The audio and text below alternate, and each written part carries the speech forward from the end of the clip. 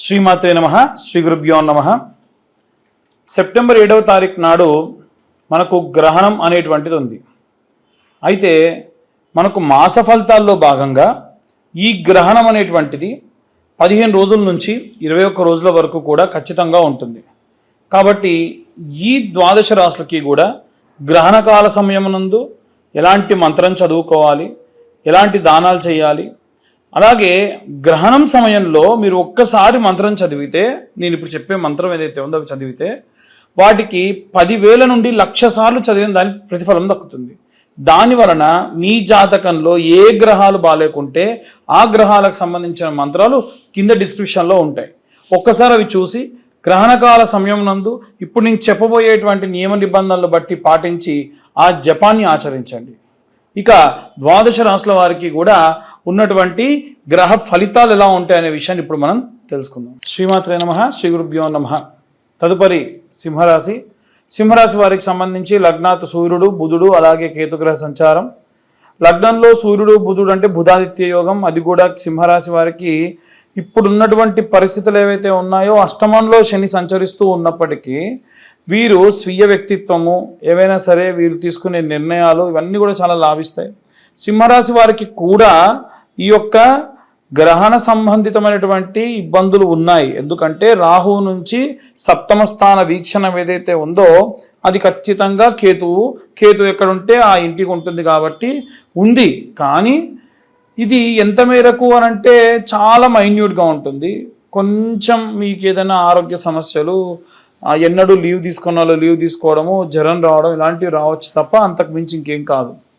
కానీ financial department కానీ, బిజినెస్లు కానీ, ఏదైనా సరే స్కీమ్స్ కట్టడం కానీ, సేవింగ్స్లో డబ్బులు కట్టడం కానీ, అవన్నీ రిటర్న్స్ రావడం కానీ ఈ టైంలో జరిగితే చాలా బాగుంటుంది.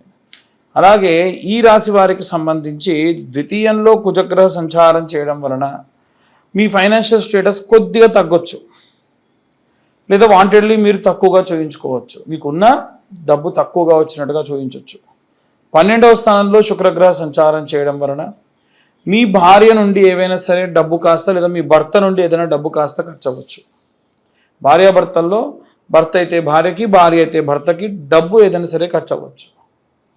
ఏకాదశ స్థానం నందు గురుగ్రహ సంచారం చేయడం వలన గురు ఎప్పుడు కూడా మేలు చేస్తాడు. మీకు ఉన్నటువంటి సర్కిల్ని, మీ యొక్క ఫ్రెండ్స్ అందరినీ కూడా ఎవరు కరెక్ట్ ఎవరు కాదు, ఎవరిని నమ్మాలి ఎవరిని నమ్మొద్దు అని కరెక్ట్గా మీకు చెప్తాడు. ఇది కూడా గురువే ఖచ్చితంగా చేయడం. 8th హౌస్లో శని, 7th హౌస్లో చంద్రుడు, రాహు. ఈ 7th హౌస్లోని గ్రహణం ఏర్పడుతుంది కాబట్టి ఆరోగ్య సంబంధిత విషయములు కానీ, ఏవైనా సరే గ్రహణ సమయం నందు దూర ప్రాంతాలు ప్రయాణం చేయడం, ఇంకేవైనా సరే నిర్ణయాలు తీసుకుంటే అవన్నీ కూడా మానుకోవడం మంచిది.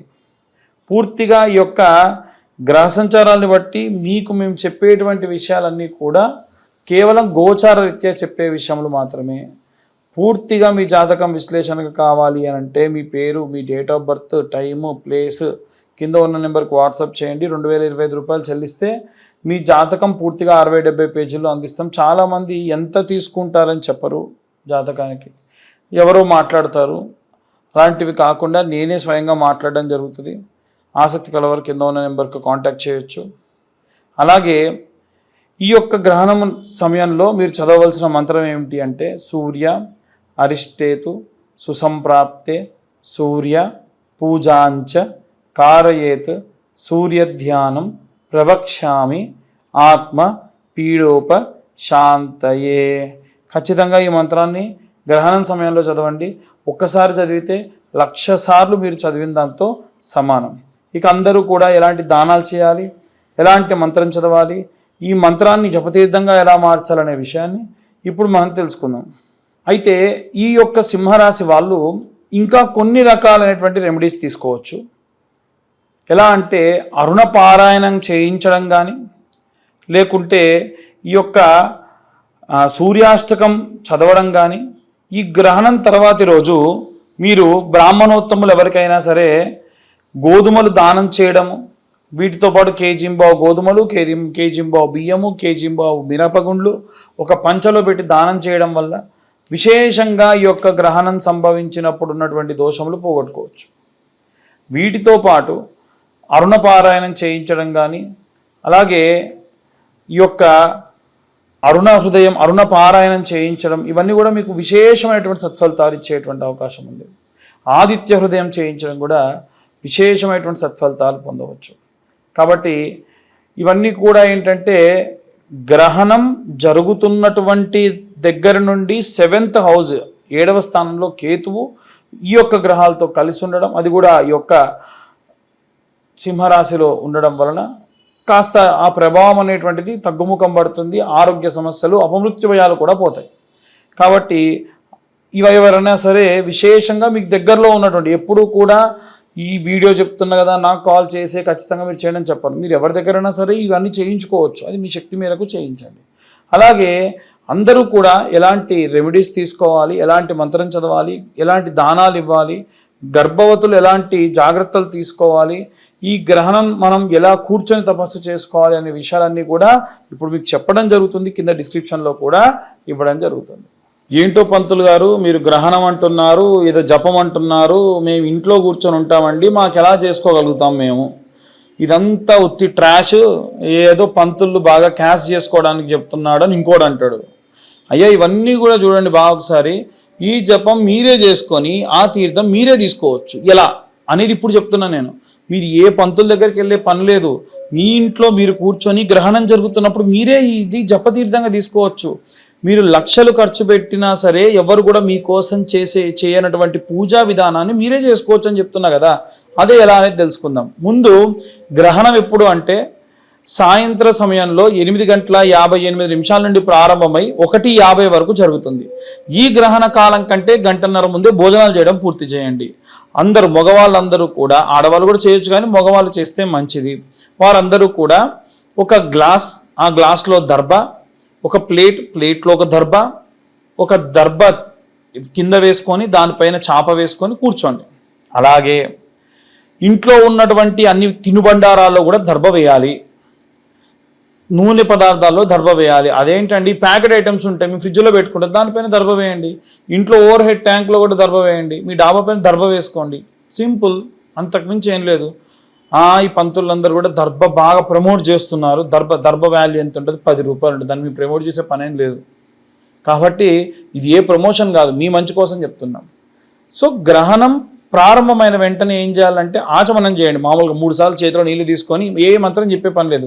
వస్తే కేశవనామాలు, కేశవాయ నమః, నారాయణ నమః, మాధవాయ నమః, గోవిందాయ నమః, త్రివిక్రమాయ నమః, మత్సూదనాయ నమః, వామనాయ నమః, శ్రీధరాయ నమః, ఋషికేశాయ నమః, పద్మనాభాయ నమః, దామోదరాయ నమః, సంకర్షణాయ నమః, వాసుదేవాయ నమః, ప్రద్యుమ్నాయ నమః, అనిరుద్ధాయ నమః, దోక్షాయ నమః, నారసింహాయ నమః, అచ్యుతాయ నమః, జనార్దనాయ నమః, ఉపేంద్రాయ నమః, హరియే నమః, శ్రీకృష్ణాయ నమః. ఇవి కేశవనామాలు. ఇవి చదవగలిగితే చదవండి, లేకుంటే అది కూడా లేదు. సాధారణంగా మీరు మామూలుగా ఆచమనం చేసేసుకోవచ్చు. ఆచమనం చేసుకున్న తర్వాతకి 3 సార్లు చేసుకొని 4వ సార్లు వదిలిపెట్టి మనసులో మీ గోత్రం అనుకోండి. ఆ తర్వాతకి మీ ఇంటి పేరు అనుకోండి.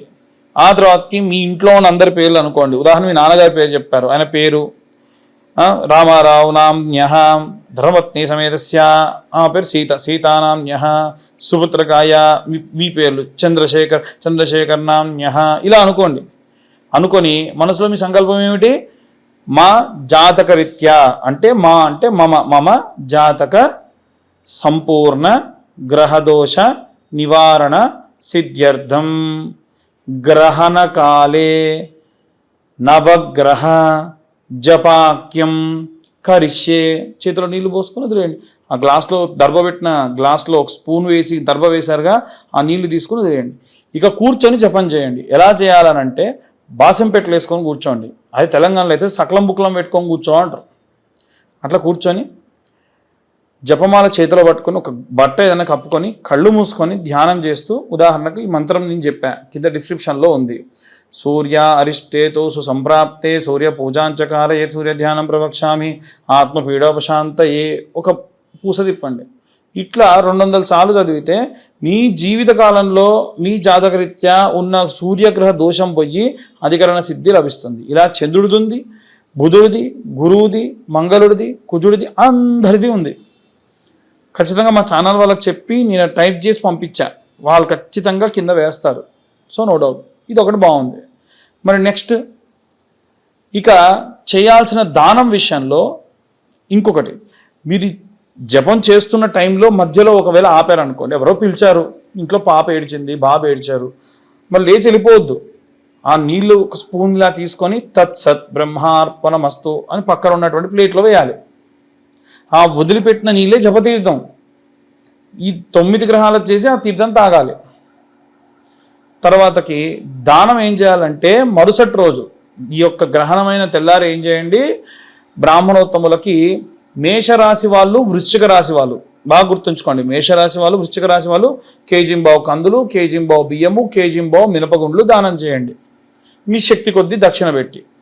అలాగే వృషభ రాశి వాళ్ళు, తులారాశి వాళ్ళు కేజింబావు బొబ్బెర్లు, కేజింబావు బియ్యం, కేజింబావు మినప్పండ్లు, మినపగుండ్లు బ్రాహ్మణులకు దానం చేయండి. అలాగే ఈ యొక్క కన్యారాశి వారు, అలాగే మిథున రాశి వాళ్ళు కేజింబావు పెసర్లు, కేజింబావు బియ్యము, కేజింబావు మినపగుండ్లు బ్రాహ్మణులకు దానం ఇవ్వండి. కర్కాటక రాశి వాళ్ళేమో కేజింబావు మినపగుండ్లు, కేజింబావు బియ్యము దానం ఇస్తే చాలు.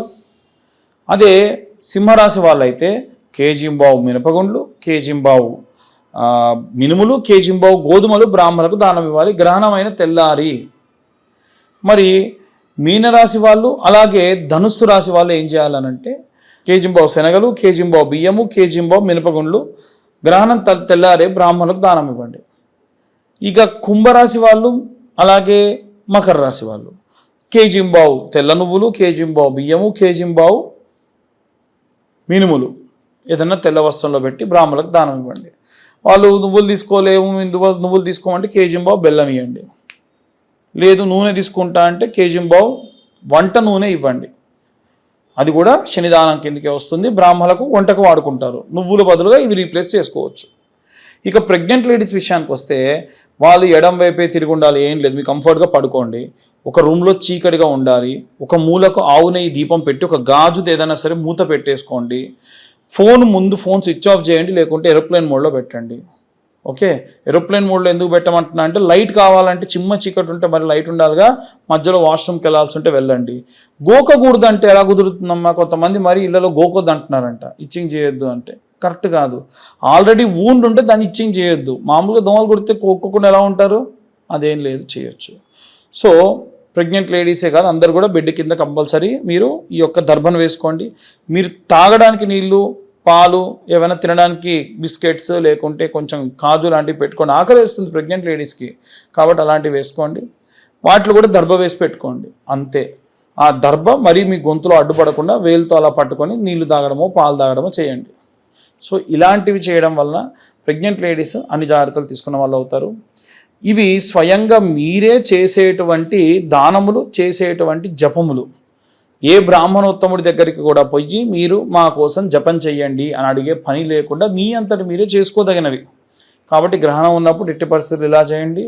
దానివలన విశేషమైనటువంటి సత్ఫలితాలు పొందుతారు. వీటితో పాటుగా ఎవరైనా సరే జాతకం గురించి కావాలనంటే మీ పేరు, మీ date of birth, time, place కింద ఉన్న నెంబర్కి వాట్సాప్ చేయండి. 2025 రూపాయలు చెల్లిస్తే పూర్తిగా మీ జాతకం విశ్లేషణగా మీకు అందిస్తాను.